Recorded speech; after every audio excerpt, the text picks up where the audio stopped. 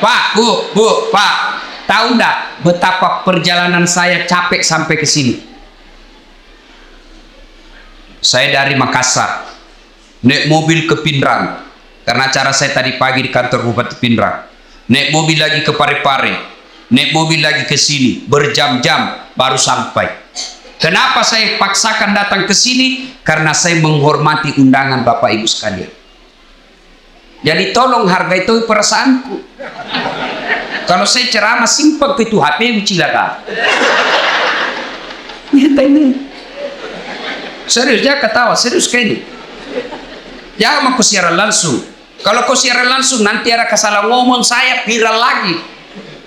Kita mau dengar ceramah Ustadz kalau pulang gampang. Gimana caranya?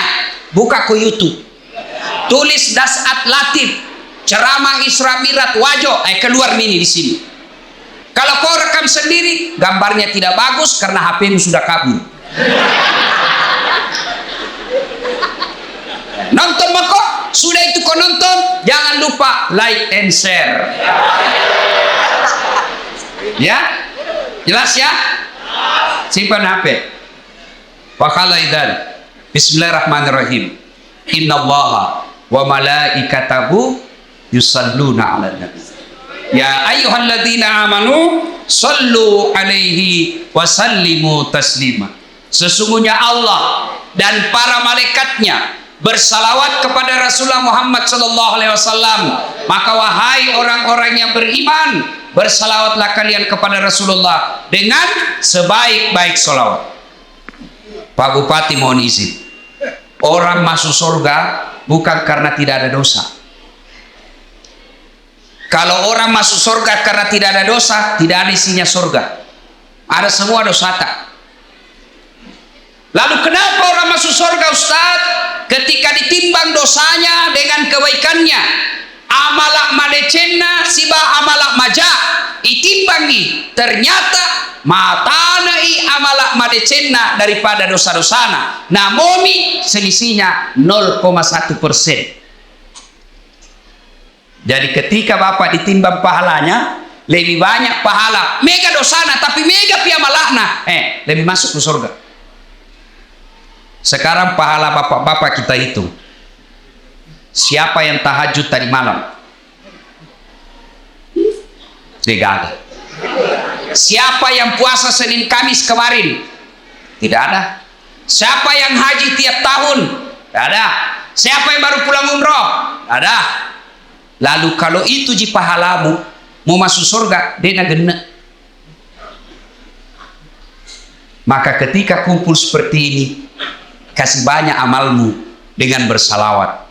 Tadi adik-adik remaja kita berhabsi salawat, tapi lebih banyak yang sibuk buat video.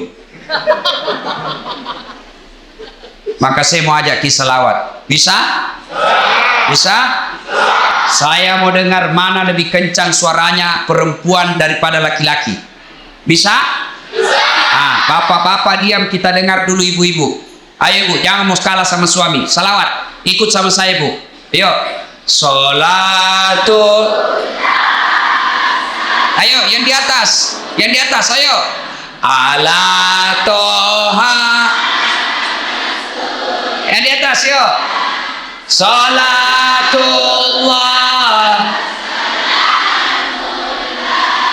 ala yasin. Nilainya 7,9.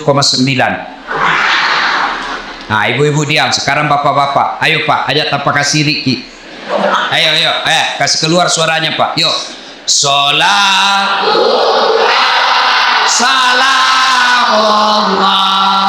ala toha. Salatullah ala yasin. Asal nilainya 10,5. Mau saya Yuri.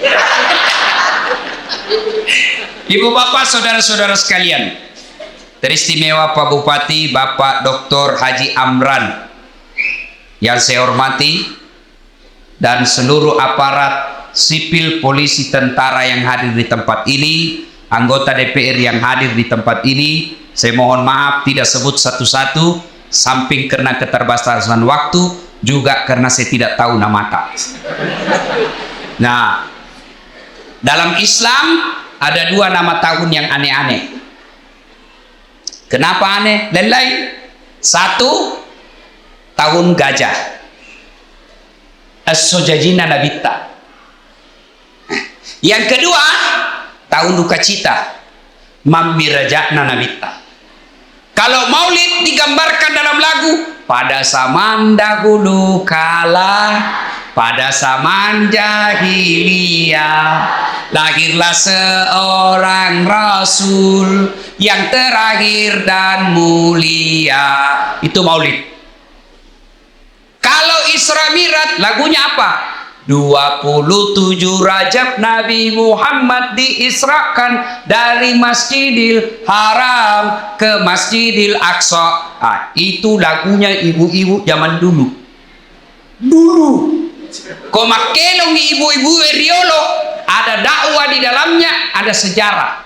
Ditanya tanggal berapa Isra Mi'raj? 27 Rajab. Dari mana? Masjidil Haram ke Masjidil Aqsa. Itu lagu dulu, ibu-ibu dulu. Tidak ada majelis talimnya dulu. Sekarang lagunya ibu-ibu apa? Putar ke kiri, nona. Putarlah ke kanan, dongo. Nah, ada tom itu majelis talim, senam-senam. Majelis talim bede. Tiap bulan ikut pengajian, baju seragamnya bagus, tapi dia bersenam di depannya lakinya orang. 1, 2, bapak-bapak di belakang. 3. Nama solang. Ini ibu-ibu sekarang. Kalau ibu-ibu dulu kan bagus lagu-lagunya. Nah, kenapa disebut tahun duka cita Imam Mirajae? Maka dia asli tahu apa bahasa Bugisnya duka cita. Mesti jawana Nabitta. Kenapa? Karena ada dua orang yang mencintai dan dicintai Nabi meninggal pada tahun yang sama. Meninggal Siti Hadijah, mesti jawana Nabitta, sampai Nabi bersabda, kalau ada seorang perempuan meninggal dunia lalu suaminya berduka terus mengenang kebaikannya, maka itu ciri-ciri istri penghuni sorga. Saya ulang ibu, angkalinge madece-tece, oi bu, makanya Nabitta, ya ko angka makunrai mati. Nah, mesti nyawana lakena, nah ngeret terus decek-decek na lakena, maka itu ciri-ciri penghuni sorga itu yang meninggal. Jadi kalau ibu-ibu lebih dulu meninggal, nah bilang suami tahu, kenapa cepat sekali meninggalkan istriku? Meskipun dia mau bunuh, tapi ku sayangi. Rasanya tidak bisa hidup ini tanpa istri saya. Baik sekali sifatnya Ustaz. Calon penghuni surga itu. Tapi kalau sebaliknya, begitu ibu meninggal, suami masuk kantor berteriak, "Merdeka!"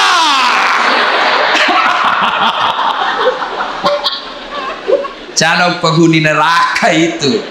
Kada tahu gitu perempuan akal-akal Satpol PP.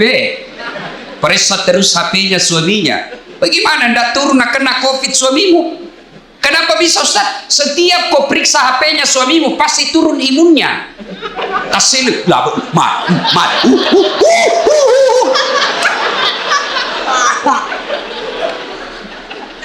Hei. Nah, ketika Nabi sedih, ditinggal istri tercinta, maka dari pungalau ta'ala, Jibril, lawan mai. Jibril, sini kamu. Turun kau jemput kekasihku Muhammad alaih. Bawa jalan-jalan, saya mau hibur dia. Masya Allah. Nabi berduka, diundang oleh Allah untuk ketemu. Masya Allah. Saya saja pernah dapat undangan ceramah di istana wakil presiden.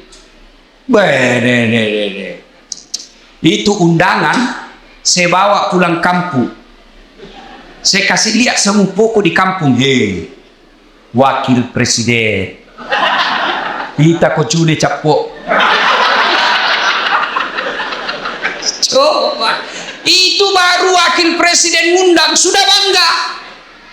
Bayangkan kalau Pak Bupati, alena beliau na undak ki, na kiriga ki sura, na tiwika ki ajudanna, na undak ki Pak Bupati lo bola jabatangin mandre. Bere deh. Masenan nyawai Pak. Padahal Pak Bupati paling lama 10 tahun. Kalau untung. Kalau tidak 5 tahun. Wabillahi taufiq wal hidayah. Tapi baik ini Pak Bupati, baik-baik. Begitu beliau tahu meskipun tidak diundang secara resmi, beliau tahu ada Ustadz Dasat Latif, jam 5 kasihan dia sudah tunggu saya. Menunggu ulama bukan artis. Bagus ini Pak Bupati. Alhamdulillah. Kan nama Pak Bupati. Kalau tadi kita bilang jam 9, kalau mau maki jalan maki. Karena beginilah risikonya jadi bupati, banyak kesian kegiatannya. Jadi kalau beliau nanti izin pergi, jangan lagi bilang, oh Pak Bupati na tinggalkan. Tidak, di tempat lain juga dibutuhkan. Kan sekarang giliran Pak Ustadz, beliau sudah sambutan tadi dan sambutannya luar biasa. Batina mak ganti. Nah bilang di kampungku, nah cucu kak materu. Ya ronda tanya nama cucu masuk Pak. Masya Allah, Allahu Akbar. Nah, ketika Nabi sedih diundang, saya tidak usah cerita panjang lebar tentang Isra Mi'raj karena Bapak semua sudah tahu ceritanya. Diundang dan dikasih hadiah apa? Bukan puasa, bukan haji, bukan zakat, tapi diundang untuk dikasih apa? Sholat sempadan 5 waktu. Maknanya, ketika ada masalahmu, Allah prioritaskan, jalankan apa? Jangan kau tinggalkan Allah. Ada masalahmu, jangan kau jauhi Allah. Ada masalahmu, pacari Allah, dekati Allah. Bagaimana cara dekati Allah? Paling penting, paling utama, sholat 5 waktu. Nabi lagi ada masalah, lagi berduka ditinggal istri, lagi berduka ditinggal kakek beliau. Allah kasih, Muhammad sini, saya kasih kau hadiah. Apa? Sholat 5 waktu. Berarti kalau ada masalah Pak, pakai sini sampajat. Ada di sini tidak ada masalahnya? Ada? Muka-muka pun masalah sama ini. Siapa paling banyak masalahnya di tempat ini? Siapa? Pak Bupati. Kenapa paling banyak masalahnya? Melaksanakan janji-janji kampanye. Kapan lagi kita nasihati Bupati? Kalau kau kan tidak bisa kau nasihati Bupati. Kalau saya marah, biar ini marah saya pulang nanti selesai. Semua punya masalah. Pak Andi ada masalahnya. Semua kita punya masalah. Ustadz Dasat banyak masalah Pak. Diundang ceramah, ditinggal mobil di tengah hutan. Diundang ceramah, berapa jam naik speed? Paling 2 jam, paling lama 3 jam. Ternyata 9 jam. Diundang ceramah, Ustaz saja dulu nah yang bayarkan tiket, nanti kami ganti. Sudah kita pulang, tidak ada ganti-ganti tiket. Semua itu masalah. Ada juga masalah kalau diundang kita di kantor pejabat, kantor-kantor pemerintah, lain di tanda tangan, lain isi amplop. Biasa nakal begitu. Nah kasih tanda tangan kosong. Langsung aku bilang, tulis memang di situ angkanya deh. Nanti beda kau transfer lain, kau tuh teken di sini, kau kurangi 0-nya 1, boy besar. Semua ada masalah. Apalagi masalah? Masalah paling besar buat kami ini para pendakwah, hampir tidak pernah di rumah. Saya tinggalkan istri, hanya tinggal sampai 2 jam pergi lagi. Saya pulang nanti di paling sampai di Makassar jam 4, jam 6 ke bandara lagi. Sering tinggalkan istri, sering tinggalkan anak, sering tinggalkan keluarga. Lagi dalam perjalanan tiba-tiba dapat telepon, Malasen dok. Gelisah kita mau pulang tapi jamaah juga menunggu. Semua orang ada masalah. Masalah paling berat buat sekarang saya Pak Bupati, banyak janda-janda curhat. Kenapa kau yang ribut? Tapi Pak Ustaz, saya baru meninggal suamiku, kasihlah doa-doa penenang. Saya balaslah, saya kasih doa-doa dan ayat-ayat supaya tenang hatinya. Lama-lama Nabi bilang, Ustaz, maukah Ustaz menjadi imam dalam hidup? Saya bilang, mohon maaf ibu, saya bukan imam, saya penceramah. Salatullah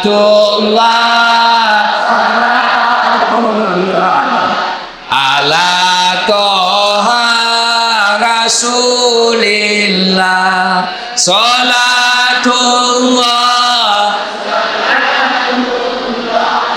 ala yasin. Solat. Kenapa penting solat? Satu, solat adalah rukun Islam. Artinya apa? Tanda keislaman kita. Ngaku Islam atau tidak, solat adalah penentunya. Bahkan makanya kita, batas antara kekafiran dan keislamanmu adalah solat. Ketika kau tidak solat, kapereko. Kodema sampaja makanya kita kapereko. Kafir itu bukan sekadar keluar dari Islam. Kafir itu bukan sekadar tidak percaya kepada la ilaha illallah Muhammad Rasulullah. Biar kau ucapkan syahadat, kau yakin tentang dua kalimat syahadat, tapi kau tidak sholat, kata Nabi, kau kafir. Tuh. Jadi kalau ada yang bilang, oh tidak penting sholat, yang paling penting hatimu dong. Tanya siapa nabinya, di mana dia dapat dalil itu? Kalau orang bilang yang penting hatimu baik, maka orang pertama tidak sholat Nabi. Adakah yang kalah kebaikan hatinya Nabi? Tapi Nabi baik akhlaknya, bagus hatinya, beliau tetap sujud beribadah kepada Allah. Jadi penting sholat. Kenapa penting? Karena dia adalah tanda keislamanmu. Dua, kenapa penting sholat? Karena sholat adalah puncak penghambaan kepada Allah. Artinya apa? Bapak haji masih boleh ada kegiatan lain. Pergi haji sambil dagang boleh. Pergi haji lagi tawaf nyanyi boleh. Tawaf sambil nyanyi, labbaik Allahumma labbaik, labbaik Allah, boleh. Puasa sambil dagang boleh. Menjelang buka puasa kau jual jalan kote boleh, sah puasamu. Bahkan kau sambil nyanyi nunggu buka puasa boleh. Insaflah wahai manusia, bila dirimu bernoda, boleh, sah puasamu. Bayar zakat sambil nyanyi boleh. Tabe pu imam sakaku sah. Tapi sholat boleh ndak? Sholat Allahu Akbar, berapa harganya telurmu? Tunggu dulu, 450 itu nggak bisa.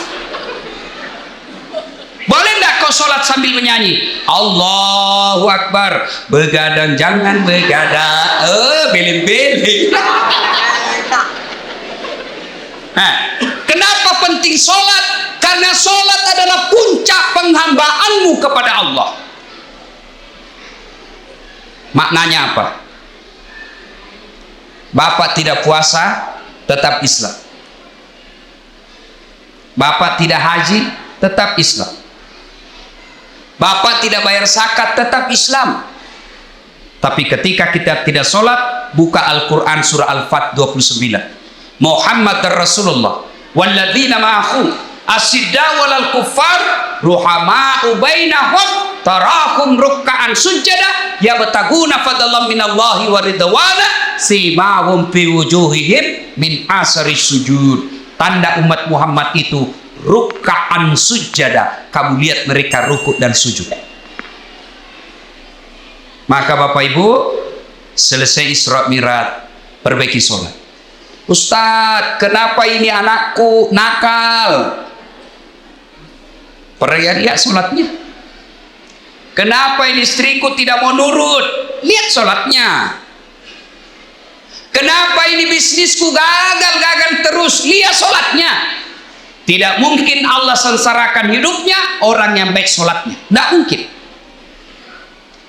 KPK saja tidak mungkin tangkap orang hanya karena dia sholat. Ditangkap KPK pada saat latih. Kenapa? Karena dia rajin sholat 5 waktu. Tidak. Apalagi Allah. Maka saudaraku, ketika ada masalahmu, kenapa saya daftar dan lulus pegawai negeri? Perbaiki sholatmu. Kenapa saya sudah sekian tahun tidak diangkat-angkat kepala dinas? Perbaiki sholatmu. Pun kalau ada kau mau dan Allah tidak kasih, kau berarti apa yang kau minta tidak baik. Pak kesini bangsa pajamu bos. Ada yang sakit di sini, asam urat, sudah dokter kemana-mana tidak sembuh-sembuh. Memang bukan dokter kasih sembuh kamu. Siapa yang sembuhkan penyakit kita? Allah Subhanahu wa ta'ala. Kalau dokter yang kasih sembuh manusia, mestinya tidak ada dokter yang sakit. Tapi buktinya, berapa banyak juga dokter yang sakit, bahkan tidak bisa obati dirinya sendiri. Nah, makanya bapak-bapak, pakai sini sampai jatah. Saya kasih ke contoh, ini urusan dunia kecil. Ini Pak Bupati, beliau punya ajudan. Iya beliau, kona obi ajudan na, ajudan. Iya ajudangi, namo mati lu tak pelupa. Biar itu ada jalan kote.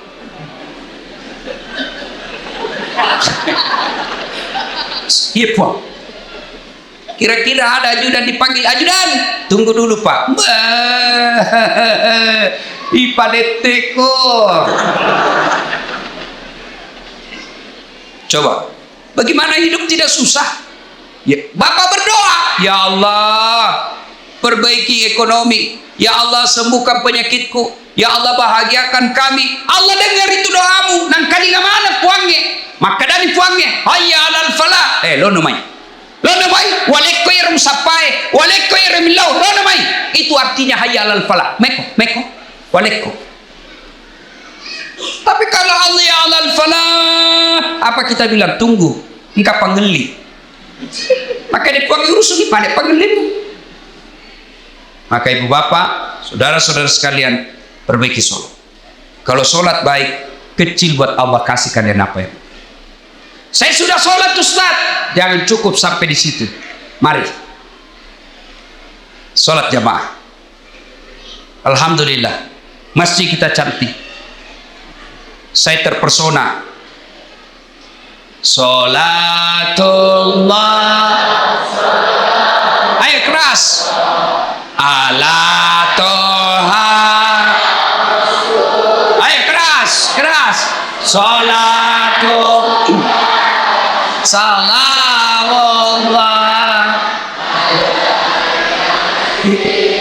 Habibillah.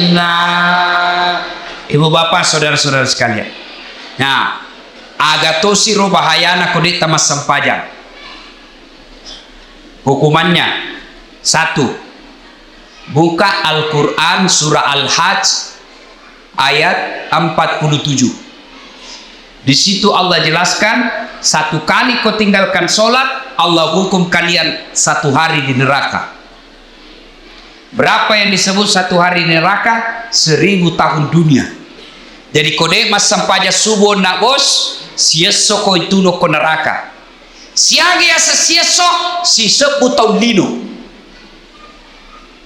Jadi kalau 5 kali tidak sholat 1 hari semalam, 5000 tahun kalian dibakar api neraka. 5000.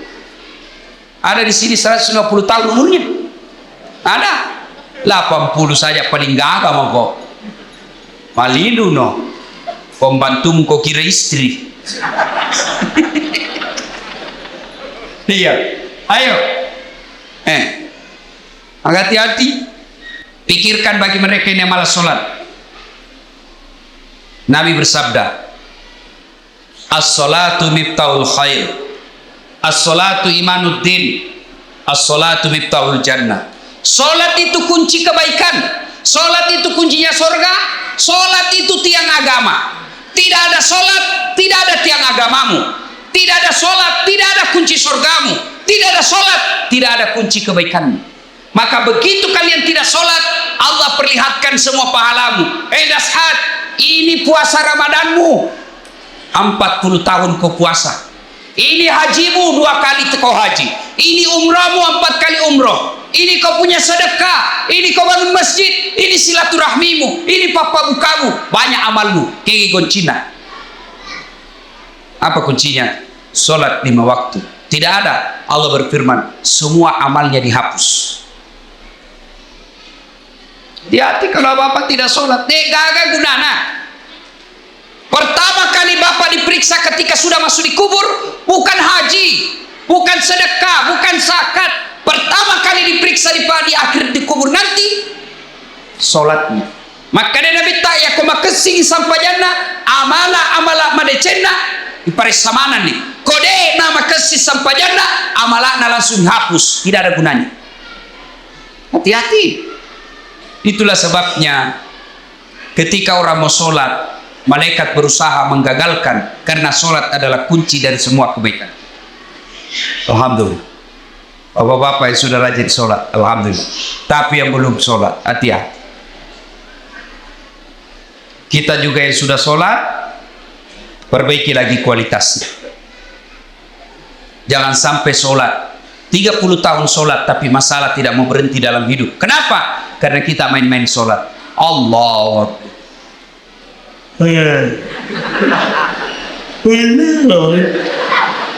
Ya kena butuh. Ihdinas sirat. Ada orang sholat kayak ndak semangat. Mana tuh nih mandre? Kayak orang tidur. Allah.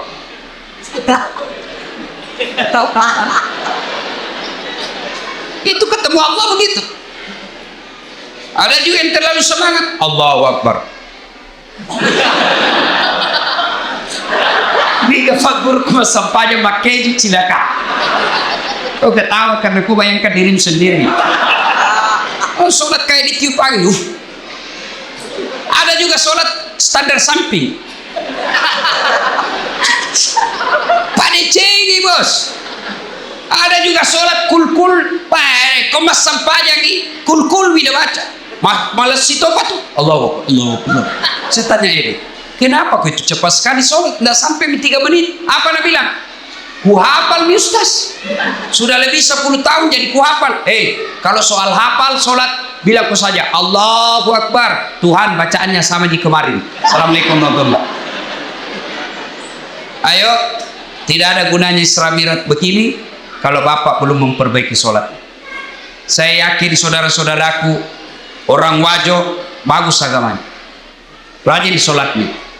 Tapi mari perbaiki kualitas sholat kita. Baju jangan itu juga dipakai menjudi, itu dipakai mencuci, itu dipakai memasak, itu dipakai ke sawah, itu juga pakai tidur, itu dipakai ke toilet, pakai lagi sholat. Salah, tapi tidak, bukan salah, tapi membuktikan bapak tidak serius menghadap kepada Allah.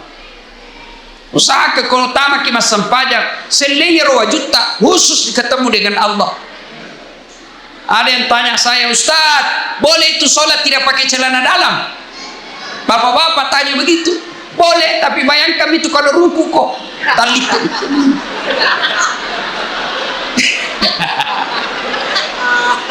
Ya ketawa ini ibu-ibu, ini urusan laki-laki. Ya, mudah-mudahan selesai sholat, selesai Isra Mi'raj ini, mari perhatikan kualitas sholat kita. Yang kedua, selesai Isra Mi'raj ini jangan puas hanya dengan sholat 5 waktu. Baik sholat 5 waktunya, bagus sholat-sholat sunnahnya, baik tata cara pelaksanaan sholatnya. Jangan puas sampai di situ. Ayo hidupkan sholat jamaah. Alhamdulillah. Saya kemana-mana di Singkang ini Pak, di Wajo ini alhamdulillah selalu ramai masjid. Apalagi kalau subuh penuh Pak, sampai di luar, tidak ada di dalam. Yang ada di dalam orang tua yang sudah pensiun, yang muka-muka sakaratil maut seperti ini.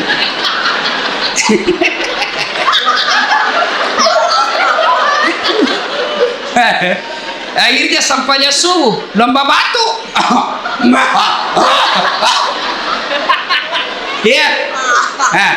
Anak muda, hidupkan jamaah masjid sebagai motivasi buat adik-adik sekalian. Ini Ustaz Dasat Latif.